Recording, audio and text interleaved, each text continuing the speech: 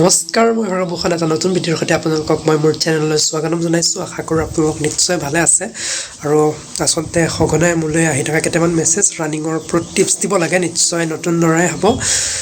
Running কেনেকৈ কৰিম, 5 kilometre time বেছি লাগি আছে, কেইটামান টিপছ দিবৰ কাৰণে কৈ আছিলে। আৰু টিপছনো কি দিম, আৰু মই ৰানিঙত বৰ বিশেষ ভাল নহয়, তথাপিও নিজৰ কৰা 1 বছৰ কৰা ট্ৰেইনিঙে হওক বা নিজে কৰা অভিজ্ঞতাৰ পৰা কেনেকৈ আপোনালোকে অতি সহজতে 5 কিলোমিটাৰ ৰানিংটো কমপ্লিট কৰিব পাৰিব, তাৰ ওপৰতে আজি মই দুটামান কথা আপোনালোকক জনাম। তেনেহ'লে আহক দেৰি নকৰি আজিৰ ভিডিঅ'টো আৰম্ভ কৰোঁ। বন্ধুসকল, মোৰ মাতটো শুনি আপোনালোকে গম পাইছে, আচলতে গা একেবাৰে ভাল নহয়, জ্বৰ চৰ্দি হৈ অৱস্থাত নাই। আৰু প্ৰায় 1 মাহে হ'ব এতিয়া আচলতে নিজৰ বিচনাখনো দেখিবলৈ নোপোৱাৰ নিচিনা। ইয়াতে এটা ডিউটি হ'ল, বাহিৰে ঘূৰি ফুৰা হৈছে। আজি জেগাত কালি জেগাত এনেকৈ ঘূৰি ফুৰোঁতে হৈছে। একো নাই, যিহেতু ফৌজৰ চাকৰি, অকণ কষ্ট সহ্য কৰিব লাগিব। তথাপিও কেতিয়াবা গাটো যথেষ্ট বেয়া লাগি থাকে। আৰু তাৰ মাজতে মই আপোনালোকক সময় পাই আজি কথাটো জনাই দিবলৈ চেষ্টা কৰিলোঁ, যিহেতু ফিজিকেলৰ কাৰণেও হয়তো দিন কমি আহি থাকিব। আৰু ক'ব নোৱাৰি SSCয়ে কেতিয়া আপোনালোকৰ সন্মুখত যি ফিজিকেলৰ কাৰণে লিষ্টখন মাৰি দিয়ে। গতিকে ভাল হ'ব আপোনালোকে আপোনালোকৰ অনুশীলনটো চলাই থাকক। এতিয়া 5 কিলোমিটাৰ ৰানিং যিসকলে আগতে কৰিছে সেইসকলে মই প্ৰথমতে কওঁ, আপোনালোকে ভিডিঅ'টো এনেই চাই টাইম ৱেষ্ট কৰাৰ দৰকাৰ নাই। নিশ্চয় আপোনালোকৰ কাৰণে ইজি হ'ব পাৰে, কিন্তু যিসকলে আচলতে নোৱাৰে তেওঁলোকৰ কাৰণে আচলতে বহুত কষ্ট হয়, এইটো মই নিজে বুজোঁ। গতিকে এইটো সেইসকলৰ কাৰণেহে লৈ আহিছোঁ যিসকলে টাইমত সোমাব পৰা নাই।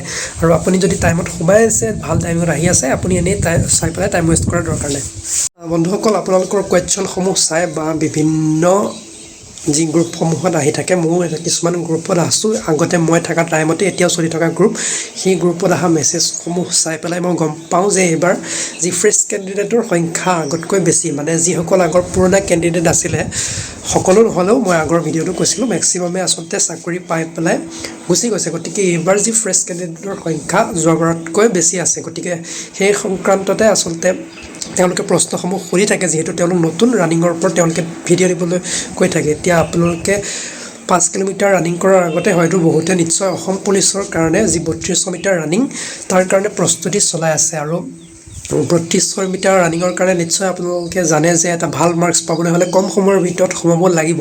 আৰু তাৰ সম্পূৰ্ণ বিপৰীত SSC GD, তাত কোনো ধৰণৰ মাৰ্কছ নাথাকে। 5 কিলোমিটাৰ আপুনি 24 মিনিটৰ ভিতৰত যেনেকৈ নহওক আপুনি 23.59 ছেকেণ্ডত সোমালেও আপুনি কোৱালিফাই হ'ব। গতিকে SSCৰ ক্ষেত্ৰত সম্পূৰ্ণ কথাটো বেলেগ হৈ যায়। এতিয়া আপুনি যদি আছাম পুলিচৰ কাৰণে প্ৰস্তুতি চলাই আছিল, তেনেহ'লে নিশ্চয় আপুনি 3200 মিটাৰ কাৰণে এটা স্পীডত আপুনি প্ৰেক্টিছ কৰি আছিলে। আৰু সেই স্পীডটো আপুনি যেতিয়া মমেণ্টামটো 5 কিলোমিটাৰলৈকে লৈ যায়, যিহেতু 3200 মিটাৰৰ পৰা 5 কিলোমিটাৰলৈ প্ৰায় 2 কিলোমিটাৰ বেছি হৈ যায়। আৰু সেইটো স্পীডতে বহুতে 5 কিলোমিটাৰ ট্ৰাই কৰে, যিটো আচলতে বহুত মুস্কিল হৈ যায়। যিসকলে বহুত আগৰ পৰা ৰানিং কৰি আছে তেওঁলোকৰ কাৰণে সহজ হ'ব পাৰে, কিন্তু যিসকল নতুন তেওঁলোকৰ কাৰণে এইটো বহুত মুস্কিল। মই নিজে গম পাইছোঁ, কাৰণ মই যেতিয়া প্ৰস্তুতি চলাই আছিলোঁ সেইটো সময়তো আছাম পুলিচ আৰু SSC GD দুইটাই প্ৰায় সমানভাৱে আহিছিল। আৰু একেটা সময়তে 3200 প্ৰেক্টিছ আৰু 5 কিলোমিটাৰ দুইটা বেলেগ হৈ যায়। যিহেতু খেলসমূহতো ইভেণ্টসমূহ বেলেগ থাকে, নিশ্চয় তাৰ কিছুমান কাৰণ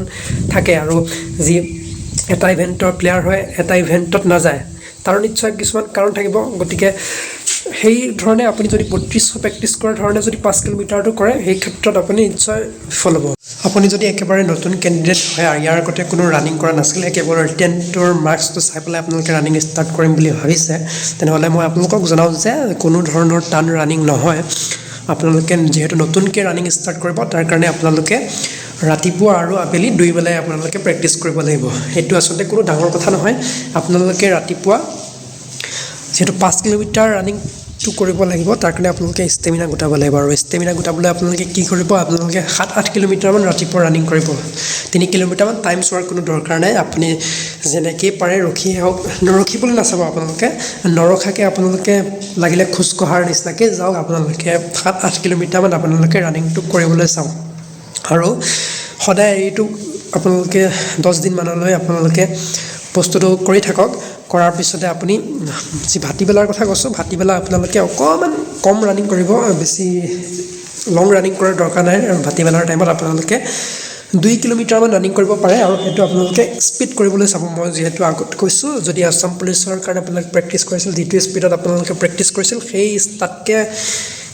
স্পীডতে বা তাতকৈ বেছি স্পীডত আপোনালোকে ট্ৰাই কৰিব যি ভাটিবেলা ৰানিংটো কৰিব 2 কিলোমিটাৰমান তেনেকৈ স্পীডত ৰানিং কৰিবলৈ ট্ৰাই কৰিব আৰু এনেকৈ 10 দিনমান হৈ যোৱাৰ পিছত আপুনি ৰাতিপুৱা যি ৰানিং কৰাৰ টাইমটো সেইটো আপুনি চাবলৈ ল'ব আৰু চাবলৈ লওঁতে আপুনি তেতিয়াও 6-7 কিলোমিটাৰে দৌৰি থাকিব টাইমটো চাব নিশ্চয় গম পাবই কিমান ইফাল সিফাল হৈ আছে আৰু যেতিয়া আপুনি 6-7 কিলোমিটাৰ কমপ্লিট কৰিব পাৰিছে দেখিছে কমপ্লিট হৈছে তেতিয়া আপুনি 5 কিলোমিটাৰ কাৰণে টাইম চোৱা আৰম্ভ কৰিব আৰু টাইমটো চাওঁতে যদি আপোনালোকৰ টাইমটো বেছি হৈ আছে তেতিয়াও কোনো ভয় খোৱাৰ দৰকাৰ নাই আপোনালোকে মই যেনেকৈ কৈছোঁ ৰাতিপুৱা আপোনালোকে লং ৰানিংটো কৰি আবেলি স্পীডৰ কাৰণে ট্ৰাই কৰিব আৰু সেই টাইমটো এদিনত কমচে কম 5 ছেকেণ্ডকৈ হ'লেও কমাবলৈ চাব আজি যদি আপোনাৰ 28 মিনিট লাগিছে কাইলৈ আপুনি 27:50ত আহিবলৈ চাওক পৰহিলৈ আপুনি 27:30ত আহিবলৈ চাওক এনেকৈ 5-10 ছেকেণ্ডকৈ কমাই থাকিবলৈ চেষ্টা কৰক আৰু টাইমটো মই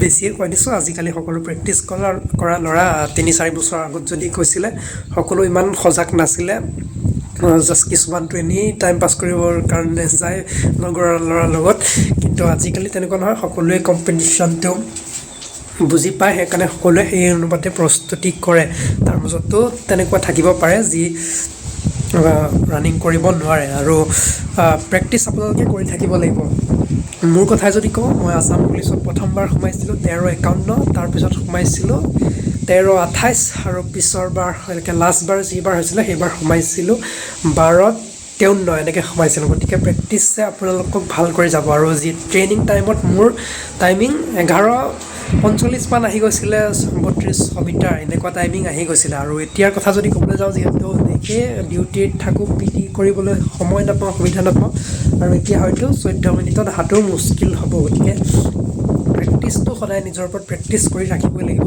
বহুত টাইম আছে বুলি আপোনালোকে ভুল নকৰিব মই যিহেতু আগৰ ভিডিঅ'টো কৈছিলোঁ মোৰ লগৰে চিনাকি এজন আছিলে CISFৰ এটা ভাল মাৰ্কছ পোৱা CISFত ফাৰ্ষ্ট চইচ দি থৈছিলে CISFৰ নহয় ক্ষমা কৰিব CISFত ফাৰ্ষ্ট চইচ দি থোৱা আছিলে এটা ভাল মাৰ্কছ আছিলে সি ধুনীয়াকৈ পাই গ'লহেঁতেন কিন্তু 3 মাহ ৰানিং কৰিও সি আচলতে সেইদিনা ৰানিঙত ফেইল হৈ গ'ল গতিকে এই প্ৰেক্টিছটো আপোনাৰ নিজৰ ওপৰত আৰু আপোনালোকে ৰেপিটেশ্যন মাৰাৰ কোনো দৰকাৰ নাই ৰেপিটেশ্যনটো আচলতে যি আপোনালোকৰ 400 মিটাৰ স্পীড মাৰিব বা 200 মিটাৰ স্পীড সেইটো কথা কৈছোঁ 100 মিটাৰ সেইটো আপুনি 3200 মিটাৰত মাৰিলে আচলতে বেছি লাভ হয় 5 কিলোমিটাৰ তেনেকৈ কৰাৰ দৰকাৰ নাই 5 কিলোমিটাৰ ৰানিংটো এনেকুৱা আপোনাৰ ষ্টেমিনাটো আপুনি গোটাব লাগিব আৰু অকণমান নৰ্মেল স্পীড প্ৰথম পৰা বডিটো আপুনি গৰম হোৱালৈকে অকণমান নৰ্মেল স্পীডত যাব তাৰপৰা অকণমান বঢ়াই এটা স্পীডত গৈ থাকিলে সুন্দৰভাৱে আপুনি 5 কিলোমিটাৰ ৰানিংটো কমপ্লিট কৰিব পাৰে আৰু ডায়েটৰ ওপৰত যদি কওঁ আপুনি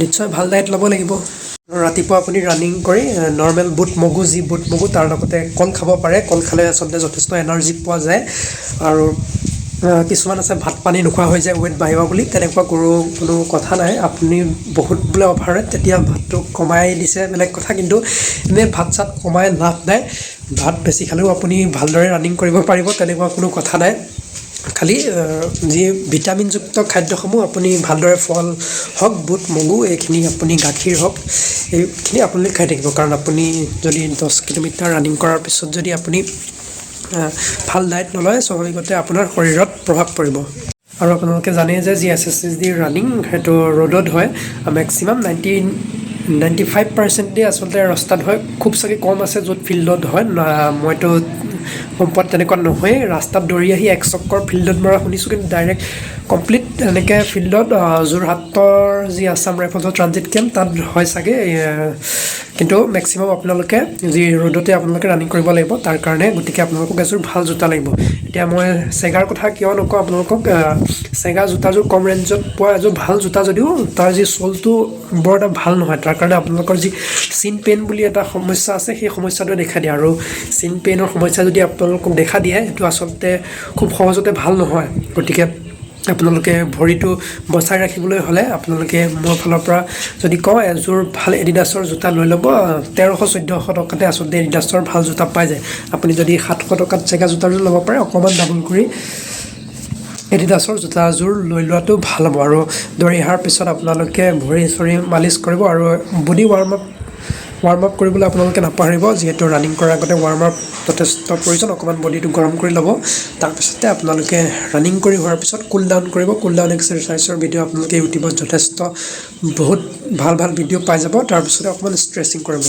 ইমান প্ৰেছাৰ লৈ থকা দৰকাৰ নাই বন্ধুসকল নৰ্মেল ৰানিং 5 কিলোমিটাৰটো কিন্তু তাৰ কাৰণে লাগিব প্ৰেক্টিচ আৰু মোৰ বিশ্বাস আপোনালোকে কমপ্লিট কৰিব পাৰিব আপোনালোকৰ যি সপোন পূৰণ হ'ব আৰু আশা কৰোঁ এই ভিডিঅ'টোৰ পৰা আপোনালোকৰ অকণমান হ'লেও উপকাৰ হ'ব আৰু আজিৰ ভিডিঅ'টো ইমানতে সমাপ্ত কৰিছোঁ পুনৰ লগ পোৱাৰ প্ৰতিশ্ৰুতিৰে জয় আই অসম